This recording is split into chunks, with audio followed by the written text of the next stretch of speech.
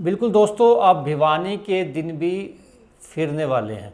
सब कुछ ठीक रहा तो भिवानी के अंदर सीवरेज और पानी के लिए 400 करोड़ रुपए जो है वो पास होने वाले हैं, जिसको लेकर के मुख्यमंत्री ने हरी झंडी भी दिखा दी है। अब वो 400 करोड़ रुपए का क्या मामला है, इन सब बातों पर हम तफसील से बातें करेंगे। इसी विषय को लेकर के हमारे साथ वरिष्ठ पत्रकार अजय मल्होत्रा जी हमारे साथ हैं, उनसे हम बातचीत कर लेते हैं। सर, आपका बहुत बहुत स्वागत है। सर, क्या कहेंगे जिस प्रकार से 400 करोड़ रुपए भिवानी के लिए, यानी कि अगर सब कुछ ठीक रहा तो भिवानी के दिन भी जो है वो फिरेंगे, क्योंकि अब तक तो काफ़ी दिक्कतों का सामना भिवानी वासियों को करना पड़ ही रहा है। दीपक जी, बड़े अच्छी बात है और बड़ी खुशी की बात है ये कि भिवानी जो कि बहुत लंबे समय से इस चीज़ से वंचित था। भिवानी में सीवरेज और पानी की समस्या इतनी गंभीर थी कि लोगों को ऐसे लगता था शहर छोड़ के चलेंगे।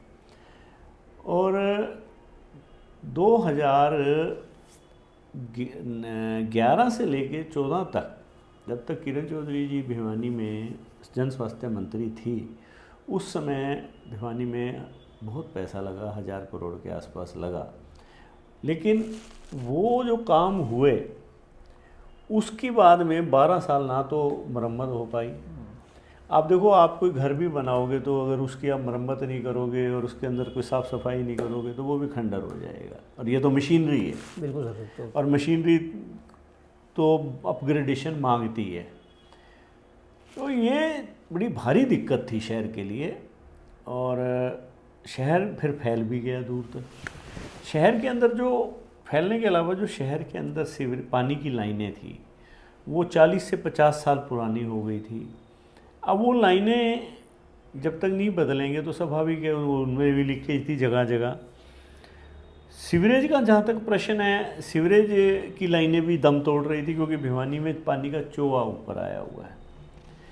अब भिवानी के अंदर आपके 3 जलघर हैं, एक निनाण, एक आपका दिनोद रोड पे जिसको डाबर बोलते हैं, एक महम रोड पे पुराना जलघर। जी। अब जो निनाण जलघर है वो 2011 में बना और जो डाबर और पुराना ये महम रोड वाला ये बहुत पुराने हैं। अब इनका जीर्णोद्धार नहीं हुआ कभी। इनकी मशीनरी जो इनकी मोटरें हैं पानी फेंकेंगी वही ख़राब हो रही थी आधी, उसकी क्षमता से कम पानी उठा पाती थी, जिससे अंतिम छोर पे पानी नहीं पहुंचता था। फिल्ट्रेशन ठीक नहीं हो पाती थी। और तो और अब जो नया जलघर है आपका, जो आपका महम रोड वाला जलघर है, यहाँ 2012 में किरण चौधरी जी के समय में एक पानी की पाइपलाइन मित्तातल हेड से लाई गई। अब वो लाइन तो आ गई, नहर का पानी, क्योंकि वैसे आपको मान लो पानी का बारी आपकी 7 दिन की है।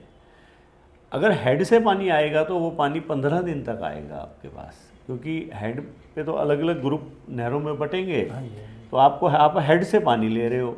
तो अगर आप भिवानी जैसे आपके जो गुजरानी फीडर है, निगाना फीडर है, जूही फीडर है, इनसे पानी लोगे तो स्वाभाविक है 7 दिन से ज़्यादा नहीं भर सकोगे आप पानी। अब जो वहाँ से पानी चलता था मित्तातल हेड से, वो भिवानी आपके महम रोड वाटर वर्क्स को भी पानी उस लाइन से आता था और निनाण को भी। वहाँ से पंपिंग करते थे पानी की। ये लंबाई पड़ जाती है लगभग 20 किलोमीटर। अब क्या है कि 2 वाटर वर्क्स में पानी देना है आपने और वहाँ से पंपिंग कर रहे हो।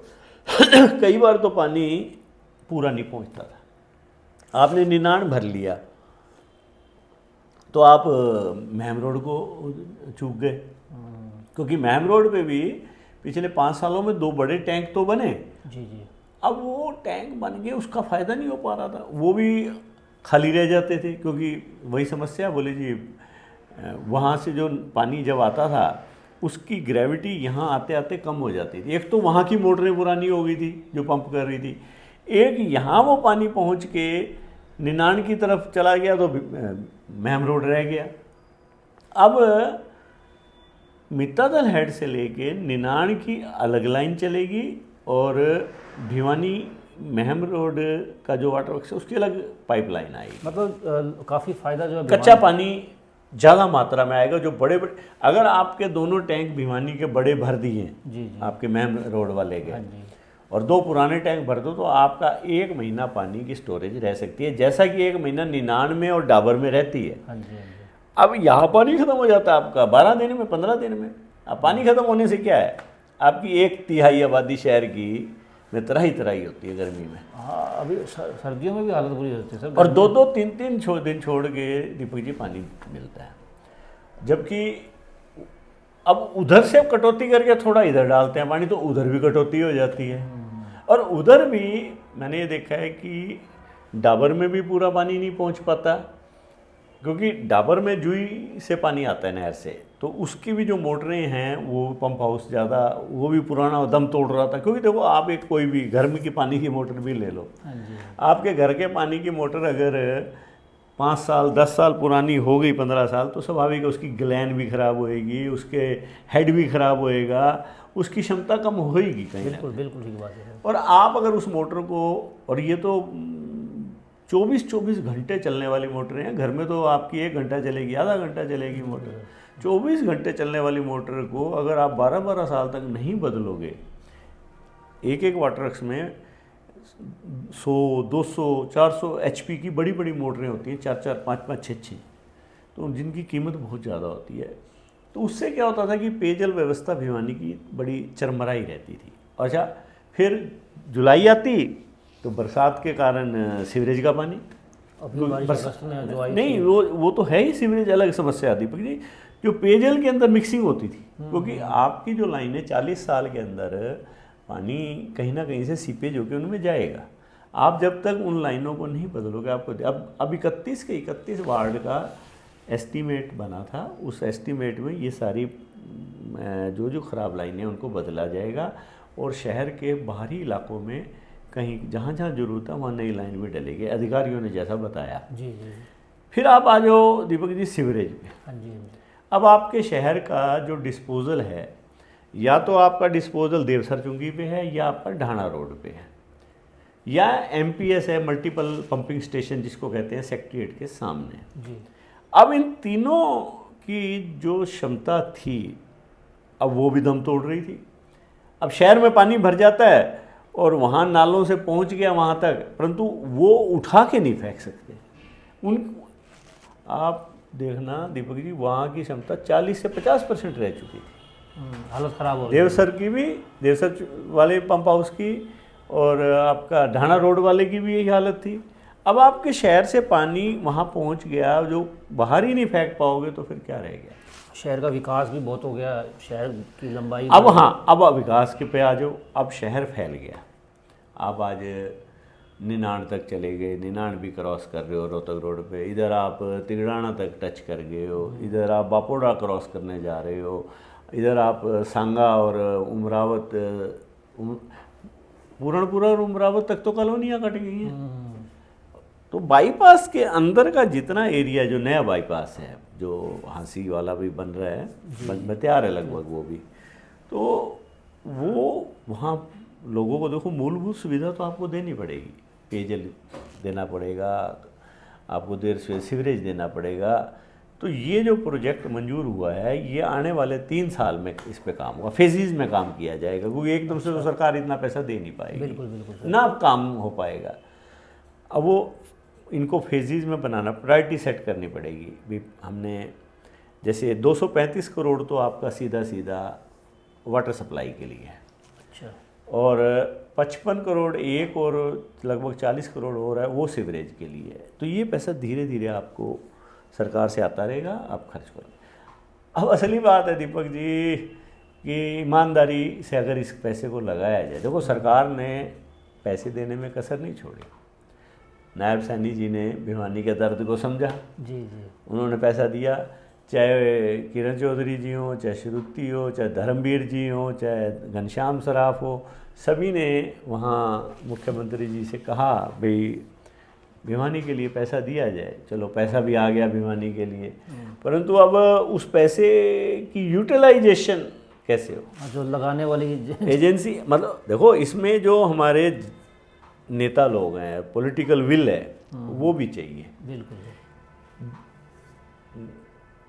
निगरानी समिति बननी चाहिए, और ऐसे लोगों की निगरानी समिति बनाई जाए जिनका राजनीति से लंबा चौड़ा वाला ना हो, ईमानदार लोग हों जो इस चीज़ पे नज़र रखें कि जो खून पसीने का पैसा है लोगों का, सरकार ने आपको विकास के लिए दिया है, वो ढंग से लग जाए। बिल्कुल सर। अगर वो पैसा ढंग से नहीं लगता तो फिर वो ढाक के 3 पात, फिर आप वहीं आगे खड़े हो जाओगे, उसका कोई फ़ायदा ही नहीं होगा फिर। तो सरकार ने अब जो कदम उठाया है तो हमारे नेताओं को भी आगे आना पड़ेगा और उनको आगे बढ़ के ईमानदारी से अच्छे अफसर के माध्यम से ये काम कराना। ये नहीं हो कि चलाऊ ठेकेदार काम करें, अच्छी एजेंसियां भी हैं, अच्छे ठेकेदारों से काम करवाएं और अनावश्यक दबाव काम करने वालों पे ना हो ताकि भ्रष्टाचार ना हो, तरीके से पैसा लग जाए और लोगों को फायदा, तभी शहर को फायदा हो। काफ़ी बड़ी खुशखबरी आई है। अगर भिवानी के लिए 400 करोड़ रुपए आ रहे हैं, हाँ, तो क्योंकि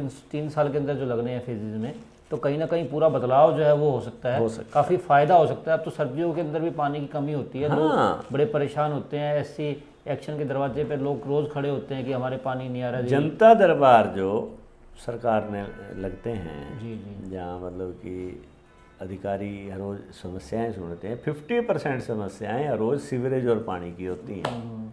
तो उन चीज़ों से जो है निजात मिल जाएगी अगर ठीक ढंग से पानी, ठीक ढंग से काम हो जाए और पैसा लग जाए।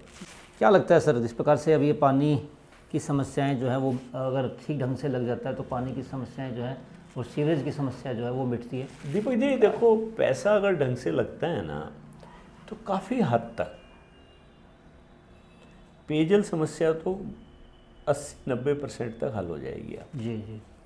और जहाँ तक सीवरेज का है, सीवरेज का भी आपका 90% समस्या हल हो जाएगी, 80-90%। हाँ, अभी अगर आप ये पैसा ढंग से लगाते हो तो सरकार ऊपर से आपको वो जो प्रोजेक्ट गया हुआ है भिवानी के लिए लगभग 22-23 करोड़ का, क्योंकि जो शहर का सर्कुलर रोड का Dadri gate, Rohtak gate, Dadri gate और ये वाला एरिया है हनुमान ढाणी, ये आउटर, हाँ जी, हाँ जी। उधर का एक स्टोन वाटर का भी प्रोजेक्ट है। अगर वो भी आ जाता तो शहर के अंदर अगर ये पैसा ईमानदारी से लग जाए तो शहर के लोग इस समस्या से उभर सकते हैं। बिल्कुल दोस्तों, अभी तक आप सोचते थे कि भिवानी की कोई सुनवाई नहीं होती, भिवानी के अंदर समस्याओं का जो है घेरा पड़ा हुआ है, समस्याओं से निजात नहीं मिल रहा, लेकिन आज जो है जिस प्रकार से मुख्यमंत्री नायब सिंह सैनी ने भिवानी के ऊपर एक हरी झंडी दिखाते हुए 400 करोड़ रुपए जो दिए हैं, ये वो कहा जा रहा है कि मुख्यमंत्री जी ने भिवानी के लिए सोची है, समझा है भिवानी को भी, और भिवानी के दर्द को सहते हुए। और देखो मज़ेदार बात ये है कि आमतौर पर जब कोई नेता इतना बड़ा प्रोजेक्ट देते हैं ना, या तो मुख्यमंत्री जी रैली करके अनाउंस करते हैं दिखा के जी मैंने तुम्हारे को बहुत बड़ा तोहफा दिया, सौगात दे रहा हूँ, या फिर जो लोग वहाँ का कोई उस संबंधित महकमे का मंत्री हो तब वो इतना पैसा मिलता है। और हमने आमतौर पर देखा है कि रैलियों में पहले ये कहा जाता है कि आपको सौगात देंगे, उन्होंने चुपचाप ये मंजूर किया प्रोजेक्ट, और ये बहुत अच्छी बात। मतलब कहा जा सकता है कि नायब सैनी जी आपका बहुत बहुत धन्यवाद कि उन्होंने आपने जो है भिवानी का दर्द जो है वो समझा और 400 करोड़ रुपए मंजूर किए हैं भिवानी के लिए, और भिवानी के दिन भी अब फिरेंगे। आज के लिए बस इतना ही, कल फिर दोबारा मिलेंगे नई खबर के साथ। नमस्कार।